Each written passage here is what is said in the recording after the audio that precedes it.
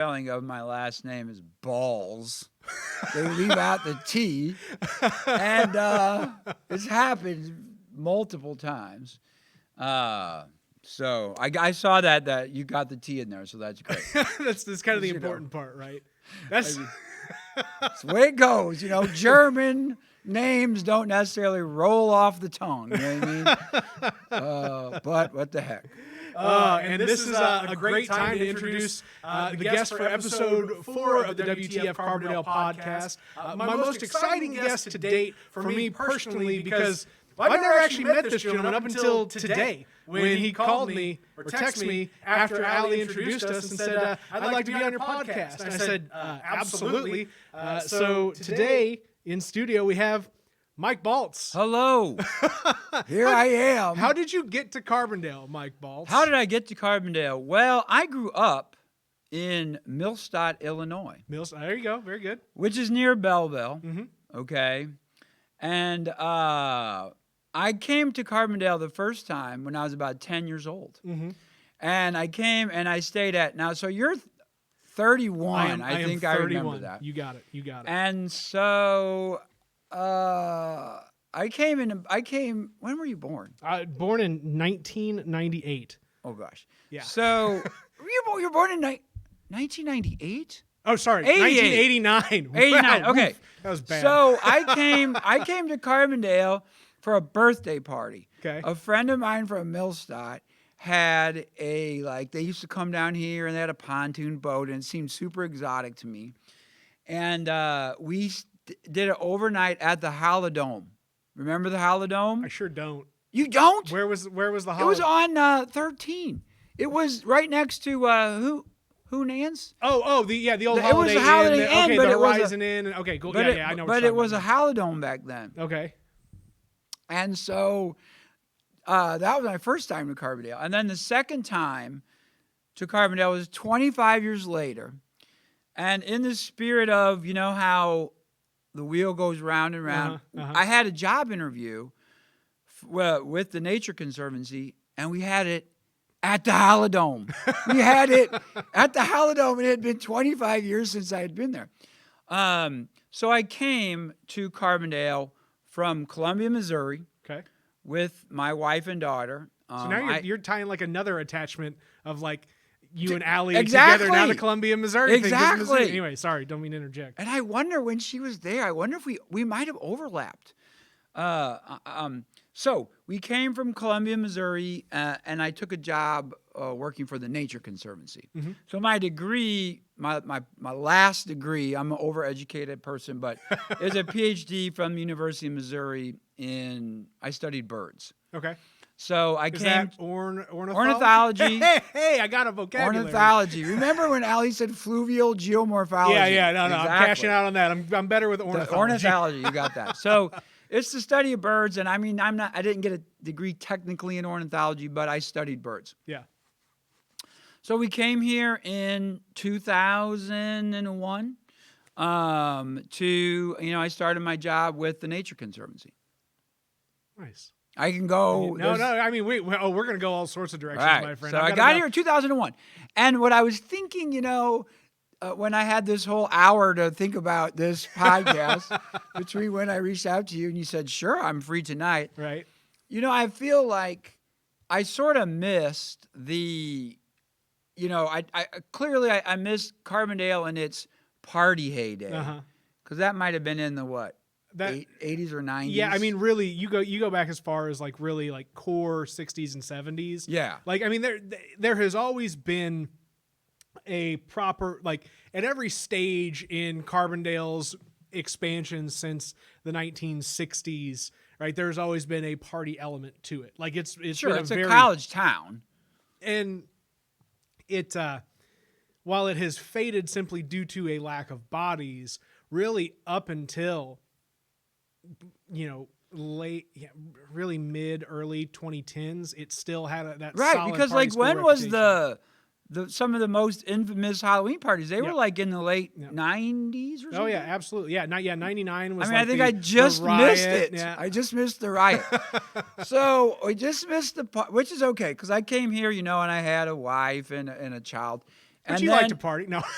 Exactly. Forget him. No. So, and I also sort of missed the music. Yeah. I get the impression that the music scene was also sort of on the decline around that time. Yeah.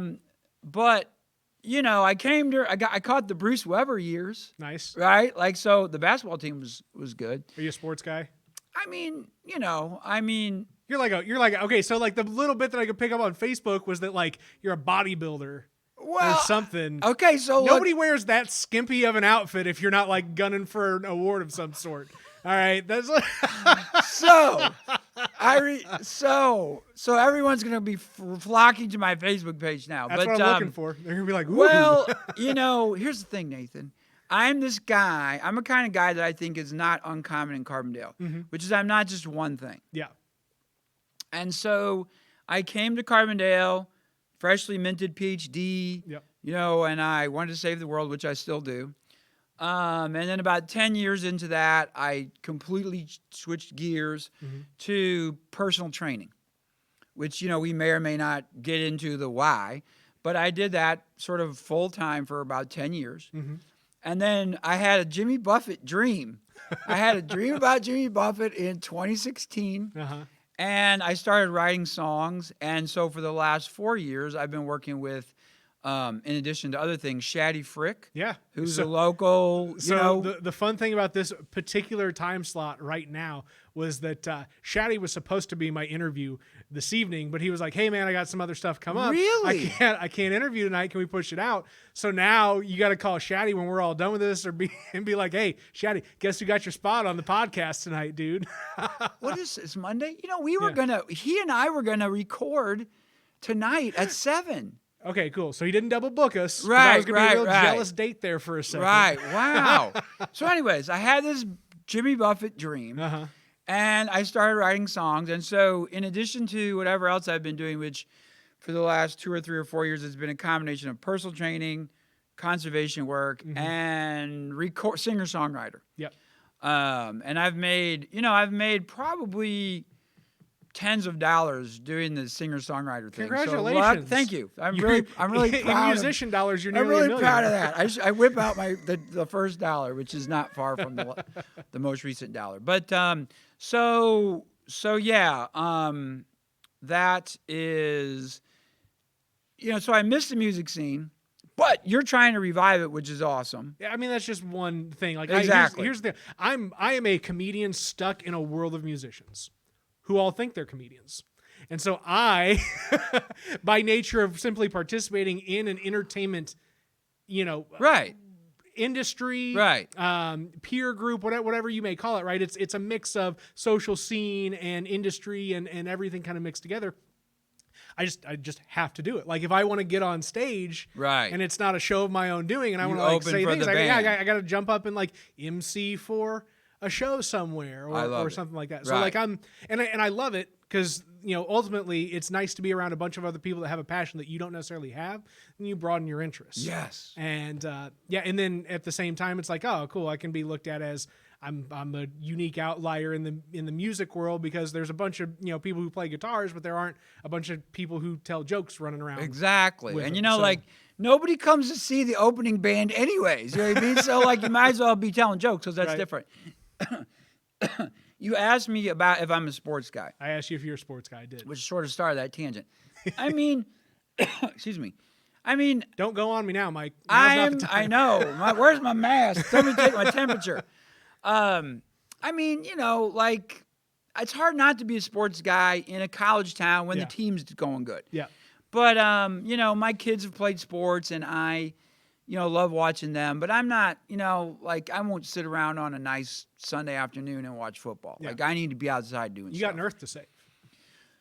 And yes, you know what I mean? And that's tiresome work. Let's talk about that component to your life. So that's another thing. Again, Allie, as she was just making a brief mention of like, Mike is this, and this. One of the things that she threw out there was your work in environmentalism. Right. So like square one, how'd you even get into environmentalism to begin with? Right.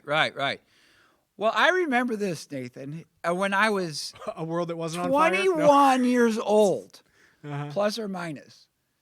Which was right about the time you were born. Nice. I was getting ready to graduate from college. And seriously, I remember thinking, how am I going to change the world now? And I wasn't clear on that, but I had a degree in biology, and I was going to get a master's degree in environmental science. Like that was, the next step for me. And I figured I was I went to Illinois Wesleyan University, which actually there's a fair number of people potentially even around here, like Kristen Bryant. Did you know Kristen Bryant? She's been a few years removed. Was she? Yeah. So her sister, whose name I can't, Kara, because Kristen's main name was Gregory, right? Yes. Yeah. Yes. So her, so Kristen's sister, Kara, started teaching at CCHS, like right around the time that I was like junior, senior, and she was like, that young teacher who was really cool with a lot of my friends. So my friends Carl and Luke and several other folks, like still real good connection there. And then I sat with Kristen on the Downtown Advisory Committee. Neither here nor there. Again, we're just pulling out all these little connections that like this is Carbondale. Like, but cool Kristen graduated from Illinois Wesleyan, and maybe her sister did. I'm not sure because sometimes that happens. But anyways, I had this undergraduate degree from biology. And the problem when you're 21 is it's really hard to change the world because you're only 21. Yeah. You don't really know anything, and you're not really that useful to anybody because you don't have any experience. You have a lot of energy. Blunt instrument at best. Yeah. So I went to Miami of Ohio in Oxford, Ohio, which is always fun because you can tell people you went to Oxford. you went to Miami University. So nobody knows where that is. But so I went there. And I sort of figured out that I didn't want to work in an environmental consulting firm. Like that wasn't how I was going to change the world. Yeah. And sort of long story short, I ended up in the Bahamas for 2 years. Okay. And that was the place that I fell in love with, quite honestly. And I met my wife there. We got married there. And my big idea was to stay there. And that's where I was going to try to change the world. If you're going to change the world, you need a home base. Yeah. And that was going to be my home base. Well, that didn't exactly work out. And I took a job on an island called San Salvador, which is somewhat famous as the disputed landfall. That's where Columbus supposedly made first landfall in the Americas. I took a job as the director of a field station on San Salvador. And after the first month or so, the guy who I was replacing was like, Mike, I don't think you're management material or director material. I like to just be out in front of people and leading classes and, exploring. Yeah. But I needed to be like staying back at the field station, fixing trucks, making sure the food orders were done. Yeah. That wasn't really my thing. So he says, you need to decide what you want to do. You want to either be a director or if you want to get a PhD, go do that. So after a short stay in Oak Ridge, Tennessee, working for an environmental consulting firm, which just sort of solidified my feeling that I didn't want to do that. I went to Mizzou. And I ended up studying birds in the West Indies. That was my research. And so when it sort of became clear that going back to the Bahamas was not something that my wife really wanted to do, which sort of sounds confusing to people because they would think, why would she want to stay in Columbia, Missouri? Because we all want to go to the Bahamas. But so she was like, I really like Missouri. I like the States. Cool. So I took the job with the Nature Conservancy was to work on essentially bird conservation in southern Illinois. So where I'm sort of going with this, Nathan, is you're 21 and you want to change the world, but you don't know how. Yeah. And then slowly through time, sort of one thing leads to another, and you begin to get closer and closer to figuring out how you might actually make your mark. There's a book that I just reordered the second edition of. It's called Soul of a Citizen, Living with Conviction in a Cynical Time. Right, it's a mouthful. And there's I read nothing more that I love than being both cynical and having a heart full of conviction. And it was, I know. And it was by a guy named Paul Loeb. Okay. And I read it as a graduate student. And it was really important because in one of your interview with JP, you were sort of talking about how college towns are islands surrounded by, the country. And one of the things that you said that a friend said to you that helped you sort of understand that sort of country mentality was, hey, people just don't like, country people sort of don't like city people telling them how to think. Yeah, that's it. Don't tell me how to think. And there's light bulbs that go off when people say things like that. And it really is an epiphany a lot of times. Yep. So one of the things from this book, Nathan, was this idea that, there's thousands of worthy causes on the planet, in the world. But you can't just sort of stick a bunch of Post-its on the wall and then close your eyes and throw a dart and go, oh, I'm going to try to give homeless people shoes. Yeah. You know what I mean? Which would be a great thing to try to do, but it doesn't work that way. Like, you actually, the cause picks you more often than you pick the cause. And I found that to sort of be the truth. You know what I mean? Like, one thing leads to another, and you end up in a place at a certain age where you actually know enough people and have enough experience to sort of people go, you're the guy in the room with the gray hair. Let's, you know what I mean? Yeah. What do you think? You must know something. Yeah. So that's sort of, I've gotten to where I'm at in Carbondale, working on conservation issues, writing for the Southern, and I do a weekly thing with the Carbondale Times called On the Trail now. I've been writing a monthly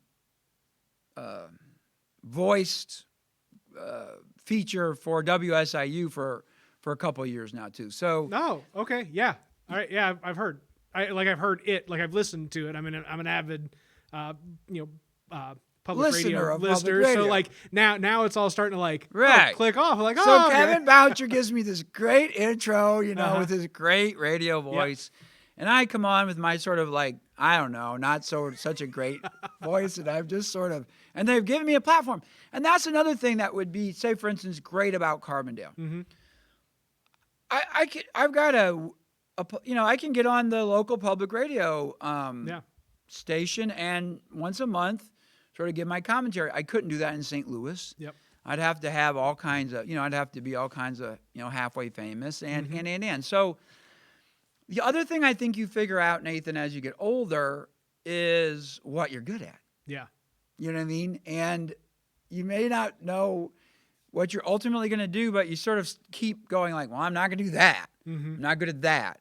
And so one of the things that I'm good at is talking and writing.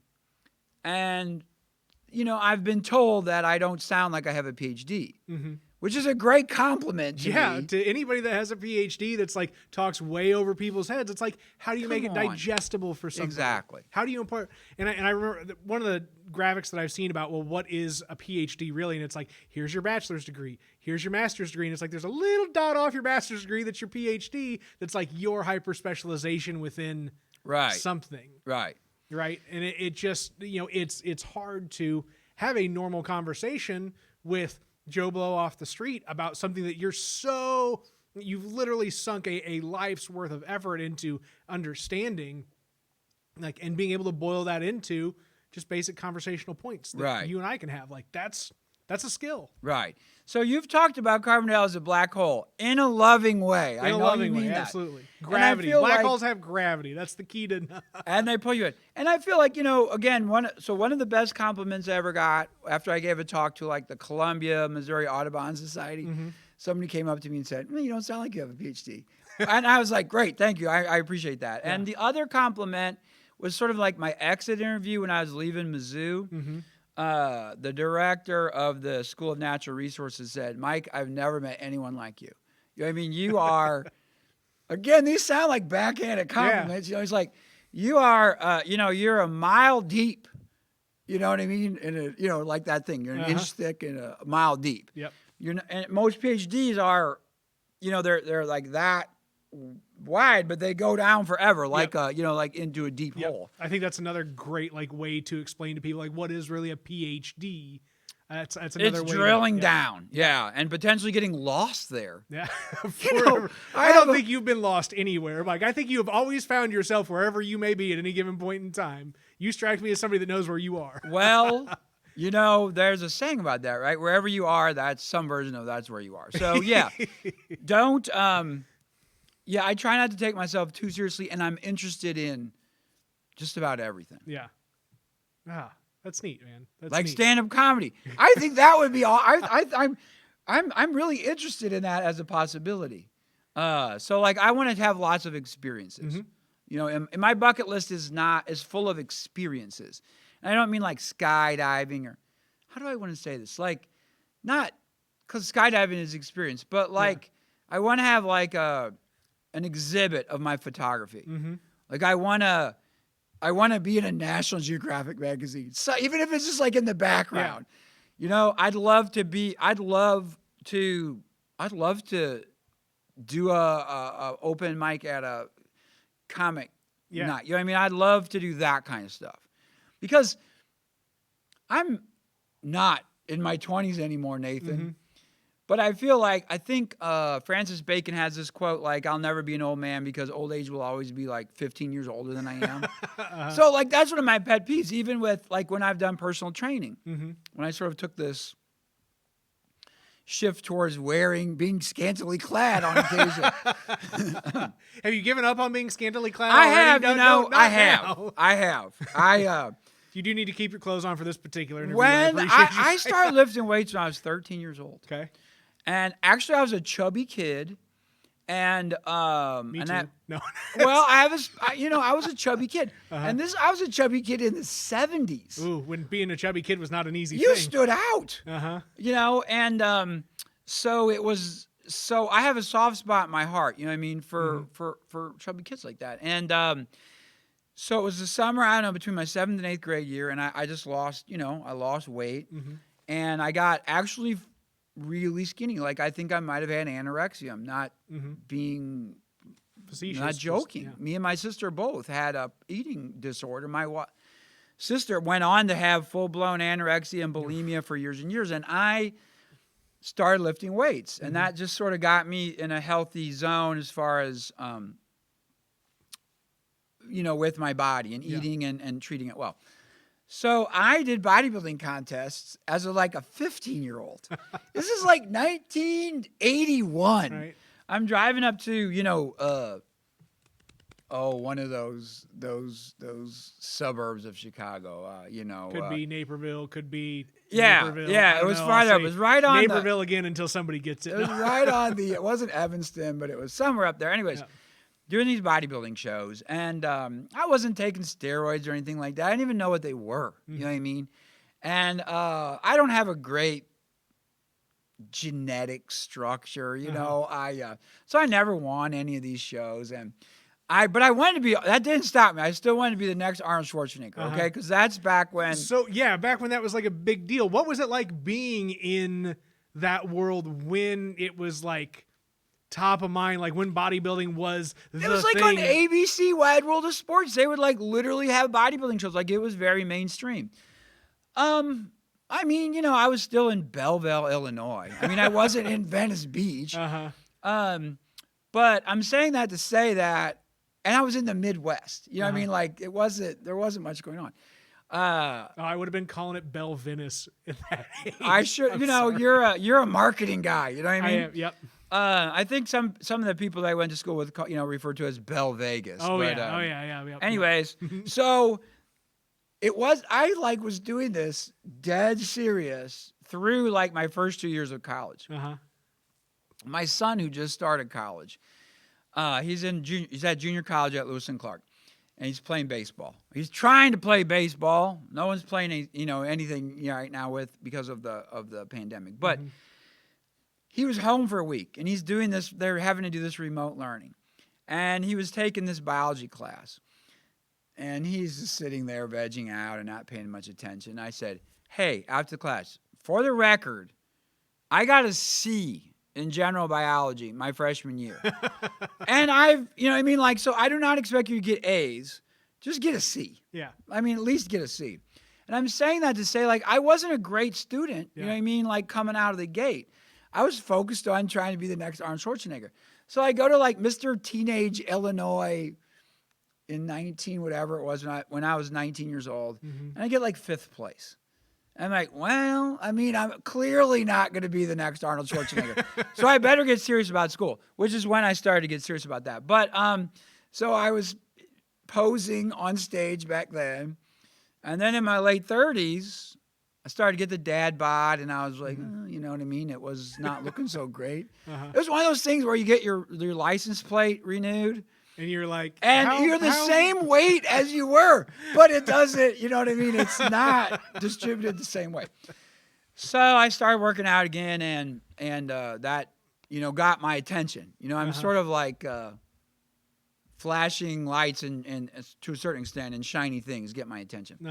And so I did that for several years, and I competed, and I got into great shape, and I worked with people, and I think that health is wealth, and I mean that's not an exaggeration, and I mean I think everybody's seeing that with the pandemic. I mean, like the healthier you are, the better off you are in general. So the question sort of was a little bit getting me started about conservation, and so I've sort of told that story, and then I've told the fitness story.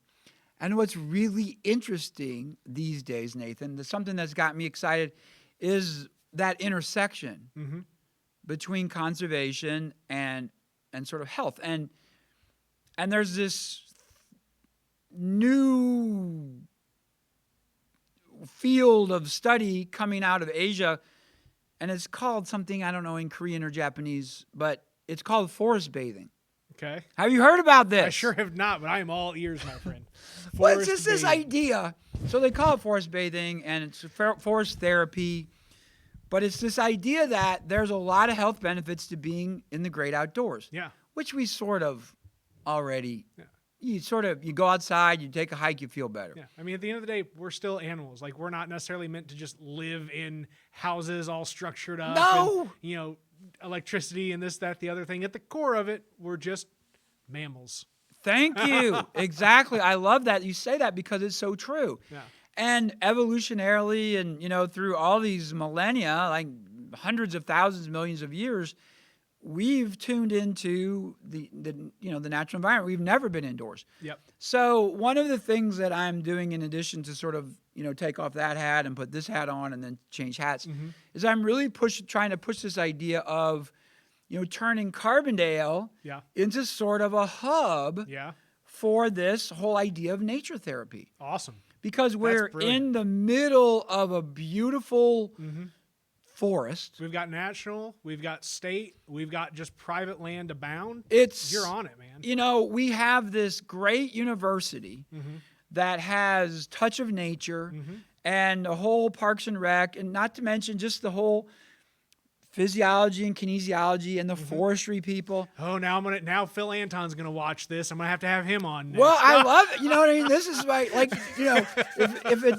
I told James, my son, the other day, I was like, you should always be doing something with this idea that, you're trying to accomplish something. So when you said, hey, you want to do the interview today? I'm like, sure, great. So I took about an hour. Okay, what am I going to try to accomplish here? And I'm not trying to sell anything, but what points do I want to make? Because I'm speaking to millions here, potentially tens of millions. I'm sure. At least we've hit 1,000 I with saw every that. video on Facebook so far. I saw that. Even if that's just in 10-second increment views. No, but so we really, and that's why I'm excited about your Creator Day idea, because like you said, you want people from a lot of different areas, and I think that this is a really exciting area. SIH, look, Green Earth is a local land trust. I don't know if you're familiar with it. It's just called Green Earth Incorporated. It's been around since the 70s. Is it 11 trails or pieces of property that Green Earth operates? I don't think it's that many. Maybe I'm way out. Maybe I was thinking like in general we have X number of parks including Green Earth. Right. Because the Arboretum is not Green Earth, and Turley Park is not Green Earth, but they've got Chautauqua Bottoms, and they've got this Oakland Preserve, and they have Fernlands Preserve, which Nathan Spiegel, Allie's husband, is the sort of caretaker of, the volunteer steward for it. But they have one Green Earth has a preserve called Brushlands, which is up the hill near Pleasant Hill. Is it like by the fire station on yes. Pleasant Hill? Brush Hill Nature Preserve? Yes. Yep. But right across the street is a big rehab area. And I walked that Brush Hill several months ago, and they have some signage on that. So nature therapy, one of the things that nature therapy really, and being out in nature helps us do is sort of let this prefrontal cortex, it just gives it a break. Yeah. Because we don't, nature sort of comes at you randomly. You don't know what is going to happen next. So you sort of just, you just chill out and you go sort of like monkey brain.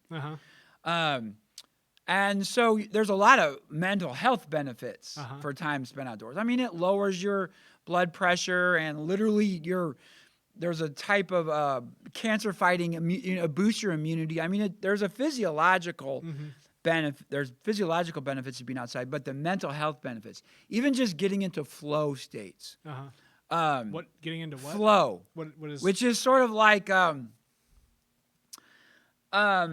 me give you the example. When you're in the zone, right, where you're doing something like you could be editing, say, I don't know how much you do to edit these podcasts. I do zero editing. Okay, but it is say working on your a comedy. Yeah. A comedy. Oh, that's also I don't do much effort. Man, I don't put a whole lot of effort into anything I do. I just do it and hope it sticks. But like it's gonna where I'm going with this is there might be something that you do where time flies. Yeah. You see what I'm saying? Oh yeah. You're focused like a laser on one thing and time flies. Yep. And that's when that's the definition of that's the example of a flow state. Okay. Where you're not being constantly bombarded by your phone's going off and you're worried about some bill and you got a deadline. And so this time outdoors is really great for your mental health. So listen, I'm thinking about all of these connections between mental health and the health benefits of being outside and these connections I want to make with SIH and DNR and the Fish and Wildlife Service and all these great and SIU. And I walked Brushy Hill, and the derecho did a number on that chunk of forest. Knocked in 2008, right? Wasn't it? Ish. 8, 9, yeah. Yeah. And there's signage that says this is a recovering forest. And literally right across the street is this place where people are trying to recover from these all kinds of horrible things. You know what I mean? Yeah. A lot of times that have happened to them where they've turned to drugs and other, they were a lot of these addictions that fueled a lot of these addictions. And I just thought the metaphor for this recovering forest right across the street from this place where people are recovering and the ability for people to potentially go there and get that sort of. So I'm getting goosebumps. I'm getting goosebumps talking about when I just said that. But that's in addition to, look, I love birds. I'm a geeky bird watcher, and I'm proud of it. I'm the youngest person at almost every bird watching event I go to, and which is fun when you're 55. To be the youngest person anywhere, is exciting. So I'm a geeky bird watcher, and I'll hug a tree. My son and I were out in Colorado this July, and I hugged some trees. I still have like the resin stains on my shorts from some tree hugging incident. Oh, there was a whole incident. There was an incident. It was a thing. But my wife's like, "What's that stain on your shorts?" I'm like, "Hey, it's resin from a tree hugging incident." And she was like, likeliest of excuses. Right. I'm like, come on. Excuses. But like I said, and you have to be excited about things. Yeah. And that's what, like when you stop being excited about things, you begin to slowly die. Yeah. And that's where I think my reference to that Francis Bacon quote. You know what I mean? Like when you stop being excited about stuff, that's when you start getting old. Yeah. And that's when you're just not, interesting to anybody anymore. And so I'm interested in a lot of things, but right now that intersection between, an interest in conservation and nature and health and the challenge of trying to get people who aren't birdwatcher geeks Do you know Jennifer? Oh gosh, the naturalist at Giant City, Jennifer. I don't. I'm just gonna say Jennifer. I love her because she has passion for the resource. Yeah. And there's so many people in the Forest Service down here that I'm so impressed with because they have this passion for the resource. And we've talked. They're creating a forest therapy trail at Giant City. Are they really? Yeah, we're gonna unveil it this fall. So is it walking, horseback It's riding? walking. Just It's a short walking trail. Okay. If you know anything about the trails at Giant City, it's the Post Oak Trail. Okay. And they've made it, handicapped accessible. It's a beautiful little trail. We're just going to put some simple signage up there, but to sort of prompt people to stop and use your senses. That's a big part of where the therapy part of forest therapy comes from. It's not just looking for birds, or it's not just walking through the woods and trying to get your 10,000 steps. It's taking time. It's hugging, it's touching bark. Yeah. It's stimulating all your senses. Not just your sight, which is normally what we do, but you're hearing things, touching things, smelling things. So prompts to do that.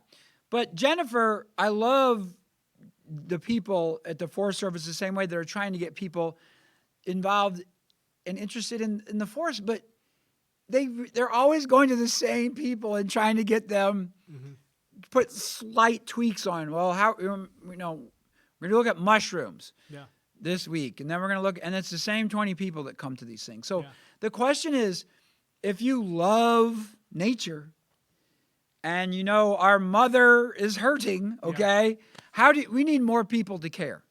So how do you get more people to care?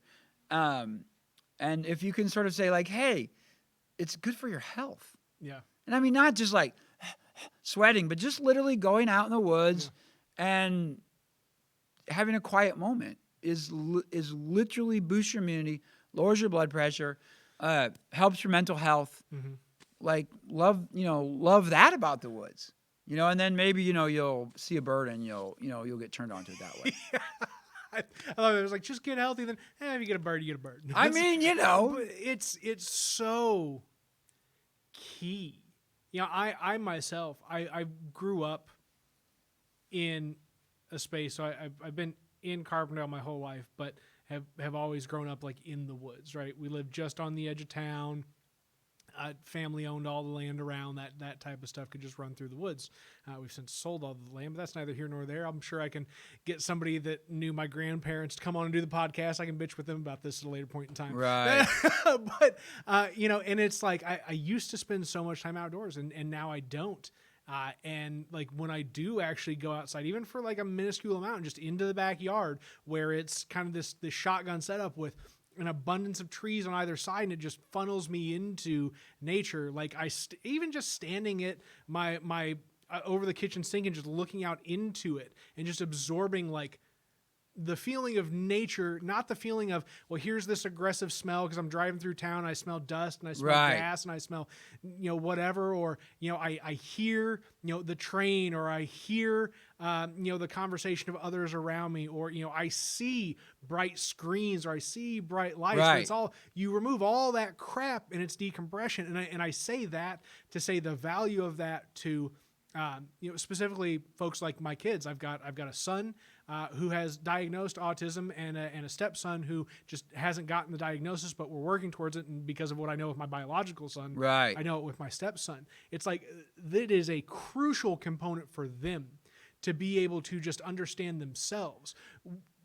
To go into nature as somebody who has a sensory disorder of any sort, and to be able to disconnect from the assault on the senses that modern living is, and decompress in nature, which is a natural presentation of existence to the body through the senses. Like that's, I mean, I would think that would be amazing therapy for autistic, from what I think I might know, like about autism, is sort of like sensory overload, which is a big, and that's exactly what going into the woods takes you away from. The thing that you were saying, there's studies that have shown that people in hospital rooms that face a tree versus people that in a hospital room that faces a wall. The people in the hospital room that face a tree get out a day earlier. It's just like you said. It's just the window being able to see something green. Yep. There's a Forest Service study that I read about that I haven't tracked down that said in places where there's like tree mortality for various reasons, human death rates are higher. Like it makes nothing but sense because we came from the forest and the field, and we've removed ourselves from it. And again, like I'm not. I write the column that I write for the Southern is called "Real Green People," and the reason I pitched it to Allie and I said, "Look, one of my beefs against like overly zealous conservation people is that they're overly zealous conservation people. They turn people off. You know, like, hey, I produced a thimble full of garbage this year. You know, you're like, come on. I mean, like, don't be fanatical, but be like in a place approachable. Where people go, okay, I mean, I can try that. And so it's not about living in a cave for 2 months to get, forest therapy. Literally, you can go out for a short walk anywhere outside and it will benefit you. And then, you can, there's various levels of immersion. And of course, 3 days in the woods without your phone is great once a month or once every 3 months, but you're not going to live in the woods. Yeah. It's just not the way it works. But to have a complete separation, it's like this Fitbit or whatever that tracks your steps. And, if you're not paying attention, like, crap, I hardly moved at all today. You know what I mean? Like, that is so unnatural. And you could easily spend whole days, like in something like this, and not see even a plant. Yeah. Like, even plants indoors can help you. So it's very doable. And it doesn't require, like I said, buying $8,000 worth of camping gear. And you know what I mean? Like, it's just go to Chautauqua Bottoms, go to the Arboretum, walk around Campus Lake. Well, and that's the thing about specifically Carbondale, right? You don't just have to have the accessibility of a car or a bicycle or whatever else. That everything in this town is physically, like, you can access nature within, walking distance. It's amazing. Have you ever been to Anchorage, Alaska? No, I sure have not. Right. So I have been, and the thing I remember about Anchorage is it's all right there. Yeah. Like, there's this great trail around the town, and you stand there and you're looking off in the mountains, and the Chugach Mountains and there's the blah, blah, blah. It's mind-boggling, and we're like that. Yeah. Literally, Touch of Nature is developing a mountain bike trail. And I'm going to be writing an article about that soon. But and their vision is, the executive director had this vision of creating this 30-mile trail. There are hardly any of these things, but it would be accessible from town. Yeah. Like, you just ride your bike out to Touch of Nature and go on this thing. I mean, it's exactly like you don't have to drive somewhere you don't have to drive very far to see a stinking bobcat. Yeah. Like, literally, it's again, I'm bad example. People don't want to see bobcats up close. I mean, they're not going to come after you. You're right.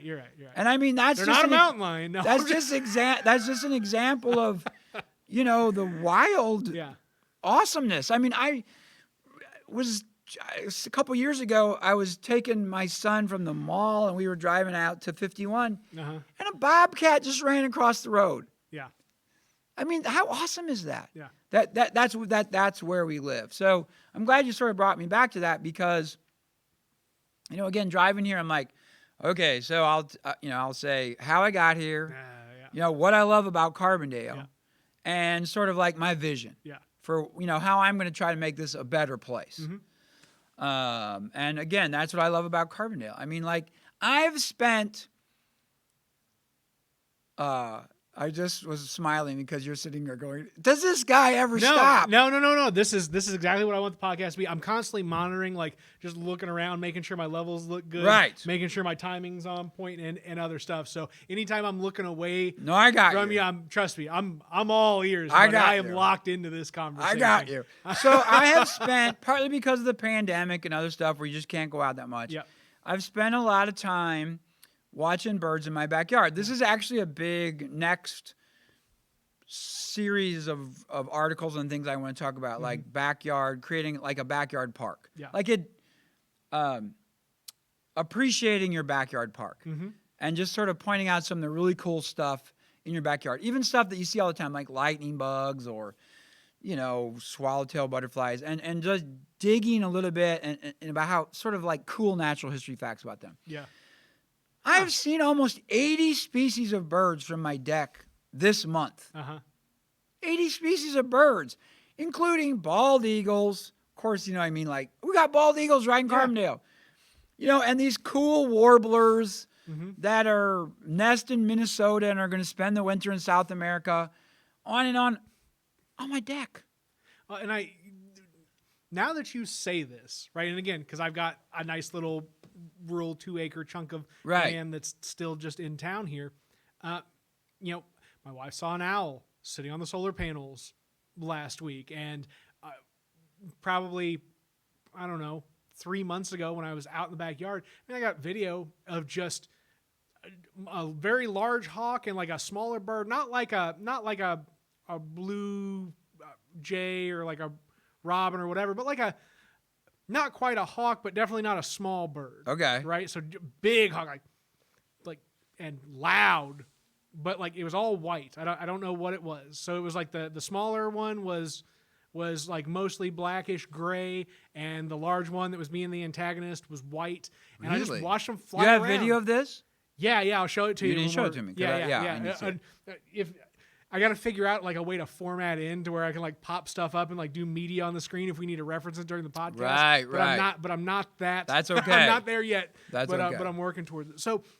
Yeah. Like I don't think about this stuff, right? I'm not, I don't keep a bird feeder, right, or, for hummingbirds or a bird bath or whatever else like that. But like this just exists in my backyard. It does. Again, massive treetops on either side, so I could see the birds. They would fight, and then they would dip, and they would dive, and they would come back up, and then they'd be apart, and they'd dip and dive and just smash into each other. And it's like I don't have any clue, but I'm interested. And I'm going to tell you something, because on 9/11. I say we moved here in 2000, I think the summer of 2000.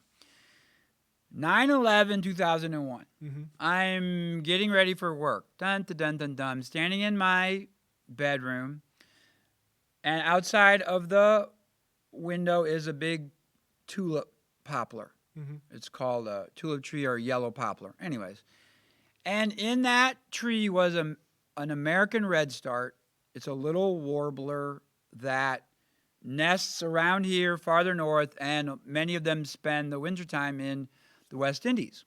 I've seen, hundreds of them, maybe thousands of them in the Bahamas and Puerto Rico when I was doing research down there. And I love these birds because they weigh, literally, Nathan, they weigh 12 grams, which 1 ounce is 27 grams. So like they're fractions of an ounce. And these birds fly thousands of miles in the course of a year. And they have the good sense, many of them, to spend the winter in the Bahamas, which would be, you know what I mean? That's my goal still. So do birds, okay, so Yes. just a quick sidebar. Yeah. Do birds like that, can they just pick up like wind currents, like, I don't know, whatever the wind cycles are for, the earth? We have giant sweeping wind. God, this is something I'm not very knowledgeable of. So just remember fluvial geomorphology. Yeah, right. And everyone will think you'll be impressed. Right. Birds migrate. They pay attention to the weather, and they can tie into changing pressure, barometric pressure. Okay. Because they do in any long flight, north or south, they want to ideally have tailwinds. Yeah. They don't want to fly into storms. And so what will happen in migration is one day there might be a bunch of birds in the trees, and the next they're all gone. And literally they left that night. Small birds will fly at night because the air is much calmer. You know what I mean? Because the air gets turbulent when it heats up. Yep. So the night air is cooler because flying is pretty you know, I mean, you work up a sweat, and they can navigate by stars, Okay. north and south. So a lot of these birds are tying into weather, will fly at night, and they navigate at least generally north and south by stars and things like that. But they will end up, Nathan, they can end up in the same place, an area the size of this stage. Mm-hmm.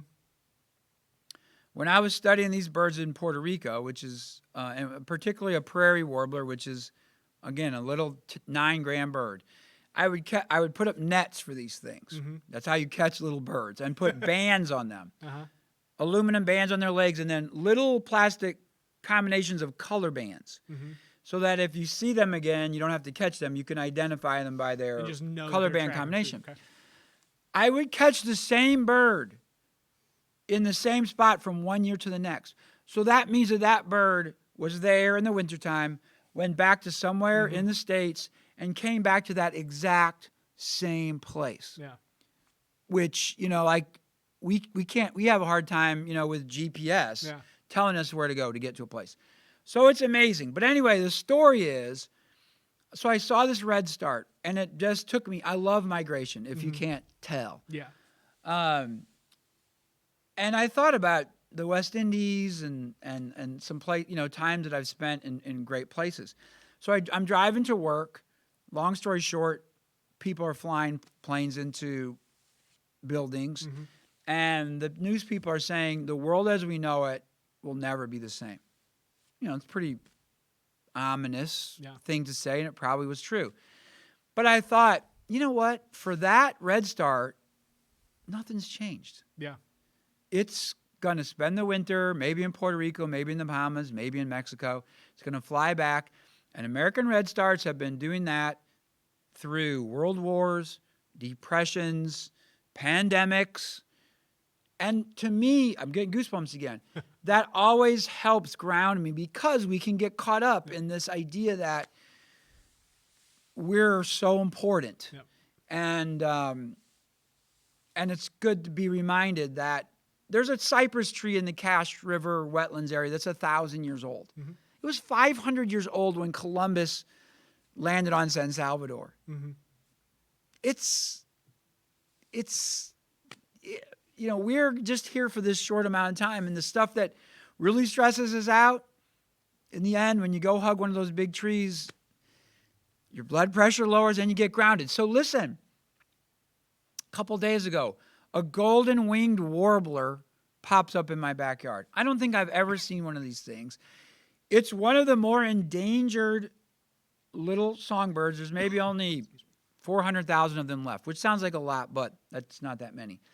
Nests in Minnesota, and it spends the winter in like Central America or Northern Central America. And it's just in my backyard. Just fueling up, you know, getting ready to, a couple days from now, take another hop, and then another hop, and then another hop. And so I was driving somewhere that morning, and the fires out west are worse than they've ever been, and and they're just getting worse. And of course, there's hurricanes in the Gulf. Mm-hmm. And a lot of this, of course, is the severity and the extent of these things is tied to climate change. I mean, it's getting warmer. We know that. And it's depressing. But that golden wing warbler was in my backyard, and in a month or two, it was going to be somewhere in Central America doing its thing, and it was going to come back. And that, I just got goosebumps again. That is what I love, and it was so therapeutic to me, you know, about those connections with little birds or whatever you're connecting with. That reminder that, you know, these birds and these trees and a lot of this stuff has been around for a long time. And some of the stuff that really stresses us out as humans is just sort of like, you know, a couple of growth rings on that 1,000-year-old cypress. Exactly. For some people, that may shake them, right? To think I don't have the control over my life like I want to. All I am is just part to this much larger system than I'll ever be. To me, it's a little bit more comforting, right? Because it's like nature will always prevail. That's no excuse to pollute and to litter and to whatever, because, I can just treat it like trash because nature will overcome it. But like at the end of the day, whatever that day may be, millions of years from now, billions of years from now, that nature will find its way through us and the damage that we may do to it. And I think that I agree that it's comforting. And I feel like, there's a couple of books by this guy named Daniel Quinn. And I don't know if you're familiar with them. You shouldn't be. I mean, this is not your area.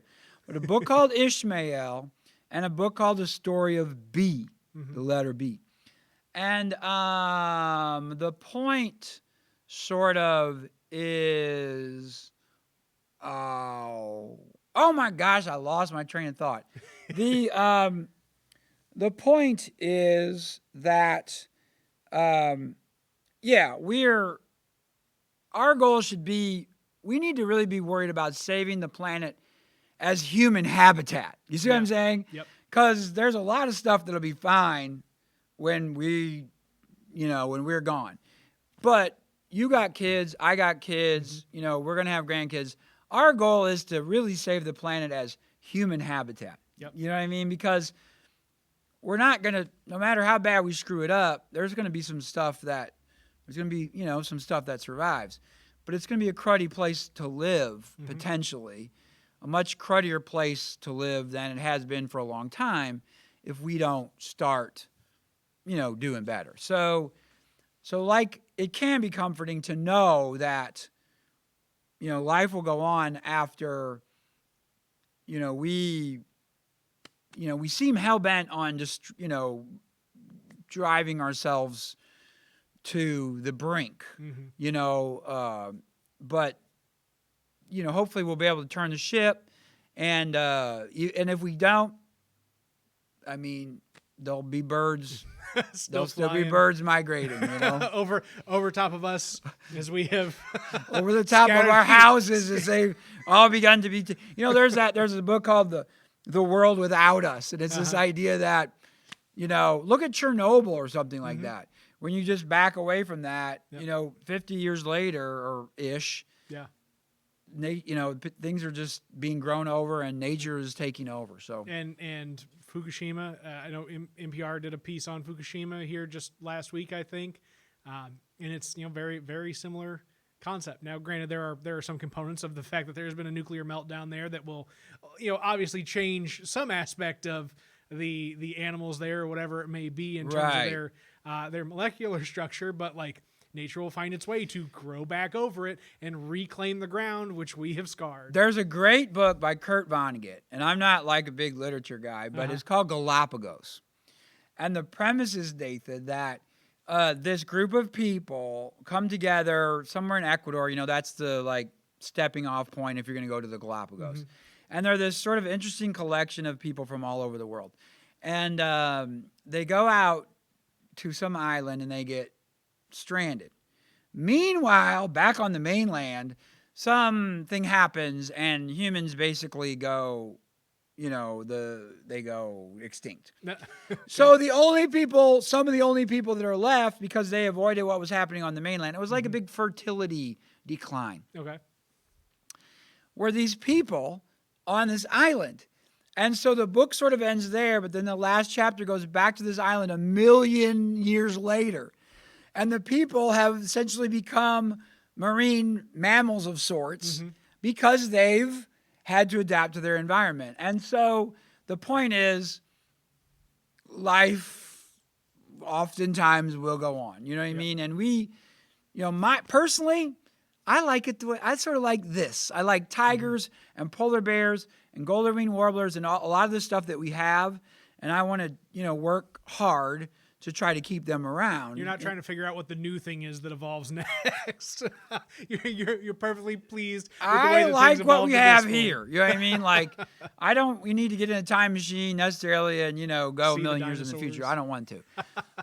But yeah, so,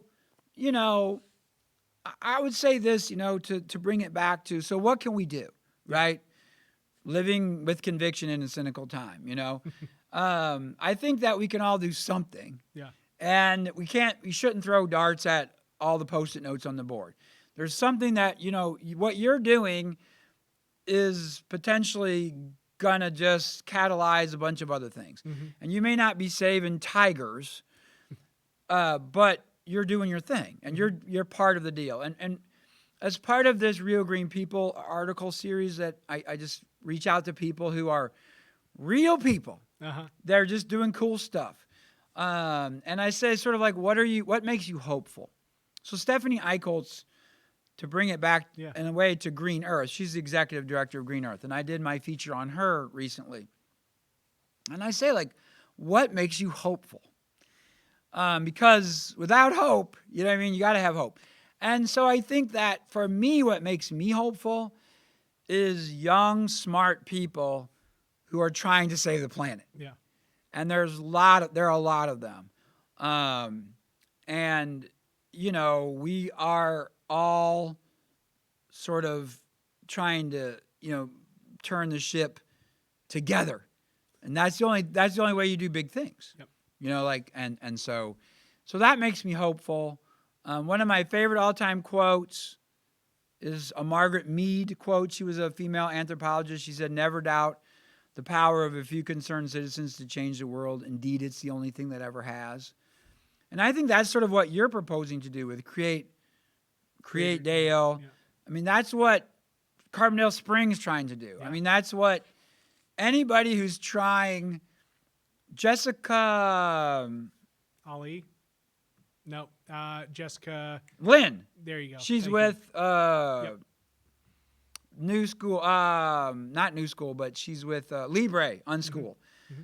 Young woman in town who's trying to, who said, the answers aren't coming from the top. We have to start changing things from, you. Let's get together and change things. And I think that's, to me, what's exciting, and what gives me hope. And what's exciting about Carbondale is we can do that.